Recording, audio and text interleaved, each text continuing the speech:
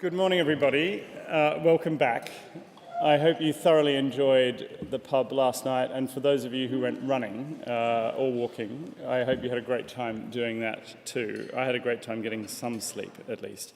I thought I'd start my welcome and reflections by following Kathy's advice from yesterday, which is to make it personal. And this morning, within the last 2 hours, I have had 3 failures, so I thought I'd share them with you. And then I'll seek to draw a tenuous analogy between my own personal failures and what we need to avoid on climate change. So the first one is a failure of political coordination. I woke up at 3:30 this morning. I had a vision. The vision was to have a lovely run at 8 with everyone else. I had a lovely walk around the meadow as the sun rose with my wife and our youngest, who's now 2 months. But if you want to execute on a vision, you need to bring other people along with you. And in this case, the key stakeholders that I needed to bring along with me were my 3 children. And they weren't bought into this vision. And at 10 to 8, they decided that actually they were having none of it at all. Both of them kicked up a fuss. And so I arrived late and missed the runners. Now, we're starting late on climate change too. We know what the vision is. We need to get to net zero. And we need to do it pretty quickly.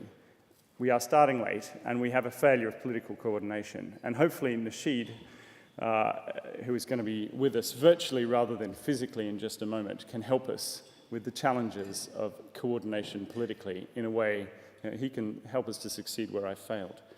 My second failure of the morning was a failure of strategy, really, and intellect.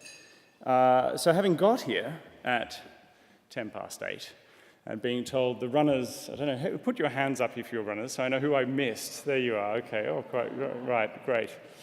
So I knew where you were, roughly, right? You're in the parks, that's what I was told. So off I went to the parks. But it's very hard to succeed if you don't know where your target is right now and where it's moving. And it's actually pretty important to do the intellectual work up front because it saves you a lot of time, cost, pain, effort later. And in the climate space, the intellectual work is the innovation, the R&D, the tech stuff. Look at where we've got to in the last 10 years because we finally started doing some of the thinking up front on the technology. There's a lot of other thinking to be done, but the thinking on the tech is really important. And Varun is going to help us to succeed again where I failed today. Think through how we nail the thinking on the technology, on the innovation side, and get it done now so that we don't waste literally hundreds of billions potentially going down dead ends that we don't have time for, frankly, in this problem. That's failure 2. Now, failure 3, having failed to get the political coordination of my stakeholders on board, having failed to understand exactly where I needed to go. I think even if I'd got those 2 things right, I probably would have failed on the business execution. Because I've barely run for the last 2 or 3 months. I'm not in shape, as this run this morning revealed to me. Running around the parks, running up the Marston Ferry Road, running down to Marston Road. Where are these buggers? And if you want to succeed here, we need business to be at the table, working as a finely honed machine in exactly the way that I was not a finely honed machine this morning. And we have our very own finely honed machine with us this morning, and Dan is going to sort us out on the business front and how business can, and other things too, but tackling the green economy and how we bring public and private sectors together. So Dan is going to succeed again where I've failed. So I hope I haven't set the 3 of you up for I've set you up for success. I hope that's the aim. Now, some other successes here. I'd like to draw your attention to Chris and his fantastic work there over on the side. Chris is our graphic recorder for the conference. Go and have a look. Well done. His task is not complete, but do go and have a look. It'll be put online too afterwards. Look, it's been a smorgasbord of interesting stimulus, for me at least. I hope you felt the same way thus far. I have to say that at many conferences, I spend a lot of my time churning through the whole range of other things that need to be done. And while that same pressure applies this weekend, I haven't been doing it because it's just been so enjoyable to be here with you. So that's really it. Let's nail the politics, let's nail the innovation, the technology, and let's nail the business and the economics, and then we will be well on the way to catching up with those runners who have frankly left us far too early, and we are starting far too late. Now with that, it remains really, I think, to introduce Mohammed Nasheed, who, as I say, would have loved to have been with us. He was planning to be with us, but as he'll say, life intervened. But he has sent us a video to watch, so I'm hoping that the AV and the tech is not going to fail us, and he's about to appear as if by magic on the screen up here. And if he doesn't, I'm going to just hand over to Bernard. Good evening, and thank you ever so much for inviting me. I'm extremely sorry that I am unable to be in Oxford in person.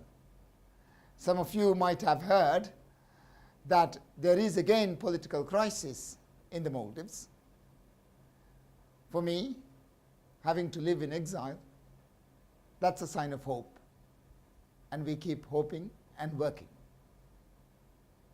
For many people, climate change still feels like a faraway problem. People think that it's something that will affect their children or grandchildren. But for those of us from low-lying island nations, such as the Maldives, it's not a far-off abstract threat. It's a clear and a present danger to our very existence, and it is happening right now.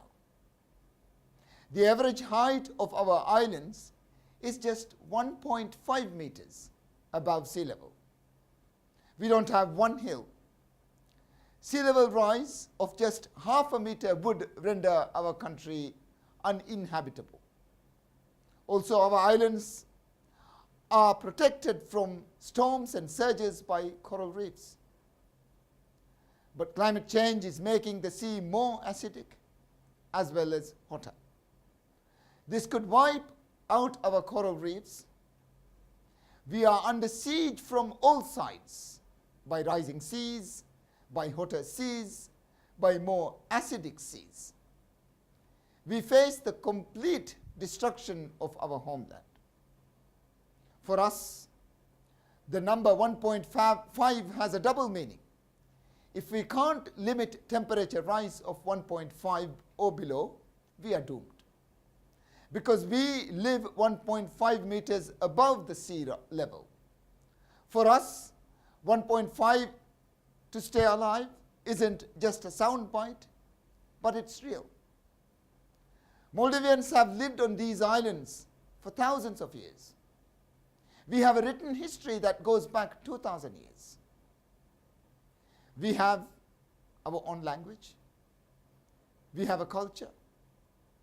We are a civilization.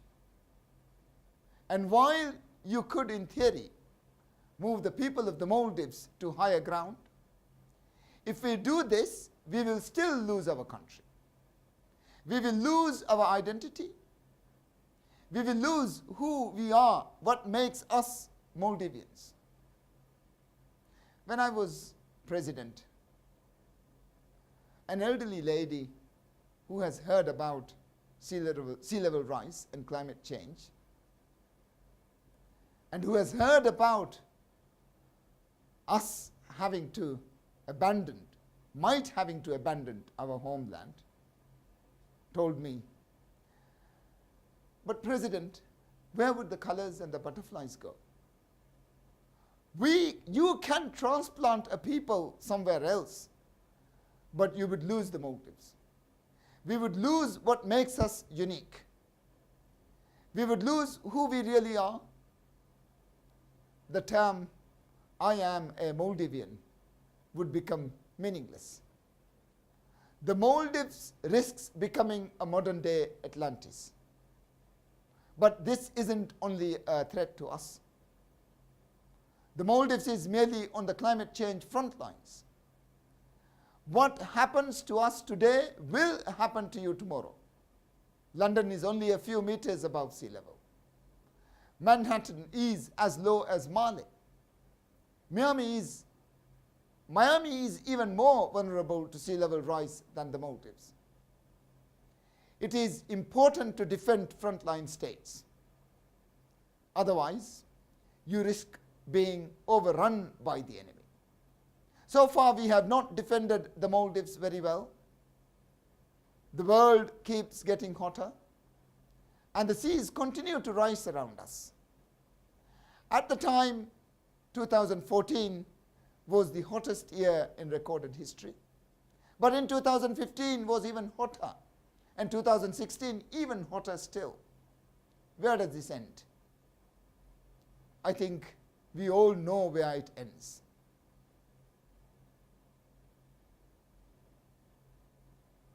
But in spite of all this, I remain optimistic. In many ways, things were much bleaker in 2009 at the Copenhagen Climate Summit. I was at the Copenhagen representing the Maldives. My friend Bill McKibben will remember what a roller coaster that was. There was so much squabbling and infighting at the summit. The developing countries blamed the rich world for bringing us to the climate cliff. And the rich countries blamed the developing countries for trying to push us off the cliff. All these countries' leaders were at each other's throat, all trying to do as little as possible, all trying to hold on to their right to pollute as much as possible. But what a difference 8 years makes. The science is settled today in a way it wasn't in 2009. Apart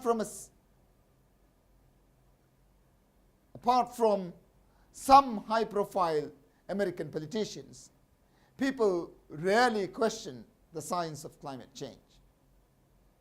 And the politics is more settled too. Now nearly all countries want to act on climate change. The Paris Agreement was signed in 2016, committing all nations, rich and poor, to cut emissions. It's not perfect, and it won't save the Maldives as it stands. But it can be improved over and made more ambitious. In future, it might just save the Maldives. Most importantly, the economics is settled. The cost of renewable energy has crashed. Since 2009, the cost of solar panels has fallen by 80%. The cost of wind turbines has crashed too. And the cost of batteries is falling a similar downward curve. I think governments are starting to realize that development and economic growth doesn't have to be linked to carbon emission. Before, whenever a country's economy grew, its emissions grew. So if you want to be rich, you need to pollute. If you want to drag your people out of poverty, you need to pollute. For a politician, if you wanted to get re-elected, you need to pollute. But this is no longer the case. Emissions are starting to fall. Britain's emissions are falling. The European Union's emissions are falling. America's emissions are falling and will probably keep falling regardless of what political support for the coal industry is. For the third year in a row, China is consuming less coal. There is another economics. Countries can have economic growth and better economic outcomes through sustainable low-carbon development paths. Let's take a country like Sri Lanka, where I am now. Sri Lanka produces 1,300 megawatts of diesel-generated electricity at a cost of 30 cents a unit. But renewables today can produce this electricity at 20 cents per unit. If Sri Lanka switches from diesel to renewables, the country could save in the region of 1.1 billion US dollars a year. So why hasn't this happened? We must address climate change as an economic issue. Political parties can make popular pledges to their people: full employment, low prices, higher wages, sewerage systems, embankments, roads, you name it. But these pledges could be based on new technology and a new economics. Coastal erosion is the biggest problem in the Maldives. I am told that this happens because the wave energy is higher than before, and therefore its impact on the beach is greater. Recently, a young marine biologist and a physicist told me that it's possible to generate an equal and an opposite wave that would neutralize the attacking waves on our shores. Apparently, you could use this gadget to power the powerhouse, the electricity plant on the island. Low carbon development paths are numerous and plenty. The amount of gadgets you see on the BBC's Click online every week is amazing. Political parties must build their political manifestos and their pledges based on the new technologies on offer. Their pledges would become the legislative agenda of the new government when elected. This legislation would result in procurement orders and tender notices of the government. There would be a procurement notice for a sustainable future. Development does not equal to carbon emission. In 2009, I said something that lots of people told me was very silly. I said the Maldives would become carbon neutral in 10 years. Nobody really believed it was possible. But last November, 47 countries agreed to become carbon neutral over the next 2 decades. What was once an outlandish plan is becoming mainstream thinking. Renewable energy is so cheap now in many countries, it's cheaper than fossil fuels, even without subsidies. And unlike fossil fuels, the cost of renewable energy falls every year.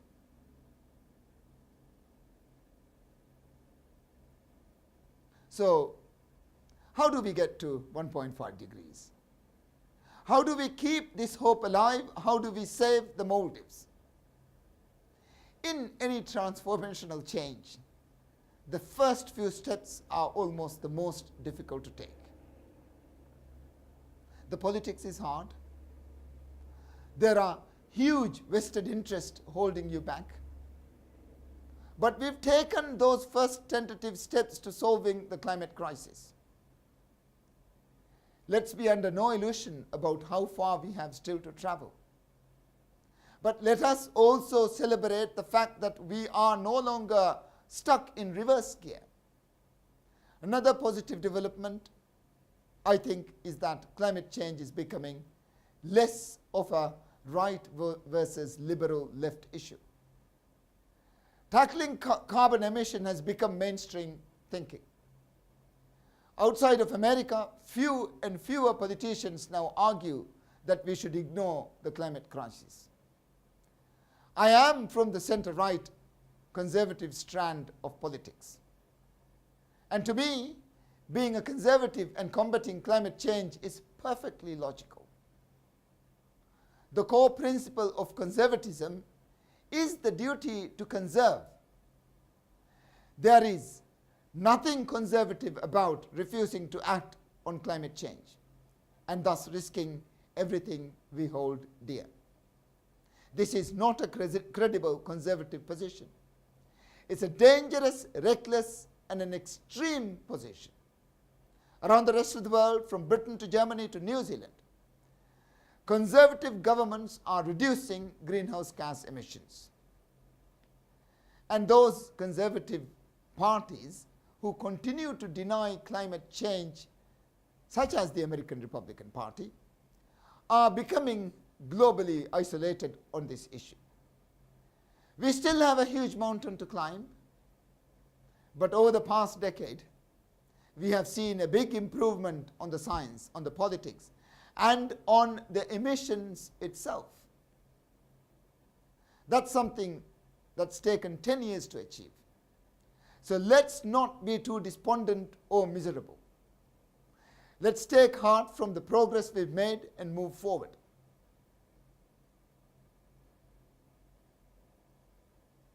I want to talk a little about adaptation to climate change, which is especially important for frontline states like the Maldives. When we think of adaptation, we tend to focus on physical things: seawalls, revetments, water breakers. But to my mind, one of the most important adaptation measure is democracy and good governance. Without good governance, you don't make the right decisions and therefore don't get adaptation right. Contracts are given not to the best company, but to those who have political connections. Works are not carried out in the right place for the environment, but in the place that suits politicians. And so the wrong kind of seawall is built. It's built in the wrong location. It doesn't protect an island against rising sea levels. Perhaps it makes things worse. Bribery and corruption is the enemy of good governance, and thus the enemy of successful adaptation measures. Today in the Maldives, the president and his regime are corrupt and rotten. Al Jazeera investigation last year showed that they looted millions from the state treasury. And working with international criminals, the president allegedly laundered $1.5 billion through our central banks. President Yamin is also a corrupt oil trader who for decades sold bootlegged oil to the Burmese junta while it was under international sanctions. What's more, the Maldives regime is bankrolled by Saudi Arabia, the world's biggest fossil fuel producer. Saudi Arabia is pouring hundreds of millions of dollars into the Maldives regime. This money tends to vanish into corrupt central bank and a rotten political system. And one of the problems with corruption and fossil fuel trade is that it is a major impediment to our efforts to combat climate change. Since President Yamin came to power, the Maldives has dropped its carbon neutral targets. Renewable energy targets have been abandoned, and Yamin is drilling our pristine waters for oil. This is economic and ecological madness because solar power in the Maldives is far, far cheaper than oil. The Maldives today is probably the worst place you could possibly spend climate adaptation funds. Certainly the World Bank and the United Nations should not give the Maldives any climate money where it is simply stolen and embezzled. So far, we cannot adapt or mitigate against climate change unless we first sort out our governance issues. And that means democracy, political freedom, functioning political parties, and independent institutions. Democracy and climate change are fundamentally linked, and the fossil fuel trade, corruption, and authoritarianism are also fundamentally linked. When leaders don't care about their own people, you can't expect them to take care of the planet. So for me, the battle for climate survival and political freedoms are one and the same.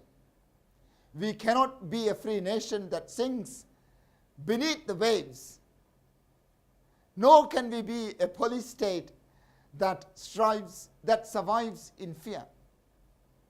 These are both battles that I will continue to fight as long as it takes.